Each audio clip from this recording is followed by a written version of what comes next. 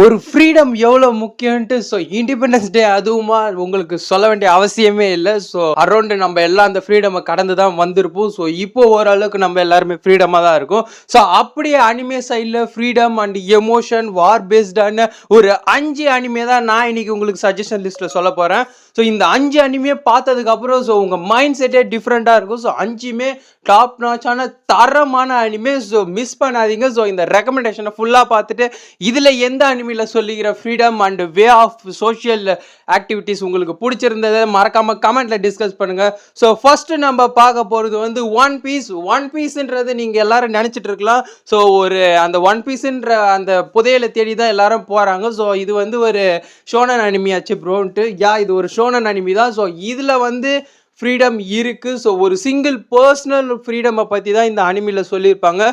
Luffy ஒவ்வொரு ஃபைட்டும் சரி, அது எல்லாமே அவன் தனக்கும் தன்னை சார்ந்தவங்களுக்கான ஃப்ரீடமுக்காகவும் தான் பண்ணுவான். ஒரு தனி பர்சன் தனக்கு பிடிச்ச விஷயத்த தன்னோட கோல் அடையிறதுக்கான இருக்கிற ஃப்ரீடமை பற்றி தான் இந்த அனிமி சொல்லுது. Such a huge anime. பக்காவான வேர்ல்டு பில்டிங்லாம் இருக்கிற ஒரு சூப்பரான அனிமே.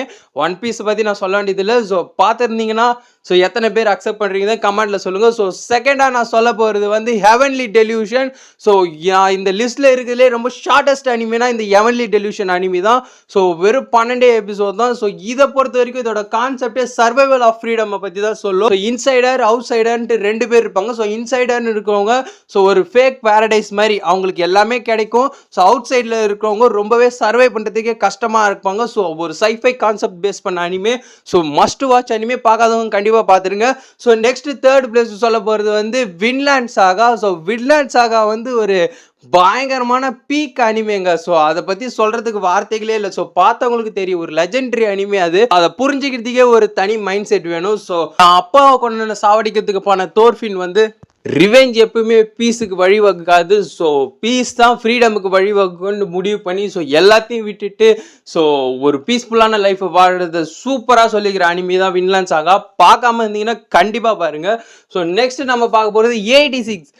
ஒரு சைஃபை வார் பேஸ்டான அனிமே. இதில் ஒரு மெக்கானிக்கல் ரேசிசமை பற்றி சொல்லியிருப்பாங்க. ட்ரோன் ரோபோட்ஸுக்கு எதிராக இவங்க பண்ணுறது ஒரு பிளட்லெஸ் வார். ரத்தமே இல்லாத ஒரு வார இயக்கிற ஒரு அனிமே. பக்கா அனிமே. பார்க்காதவங்க செக் பண்ணி பாருங்க. Finally the attack on titan. ஃப்ரீடமோட டெப்த்து ரேசிசம் ஒரு கிளானை பிரிக்கிறதுன்ட்டு ஏகப்பட்ட பொலிட்டிக்கல் பாலிடிக்ஸ் இருக்கிற ஒரு தரமான அனிமே.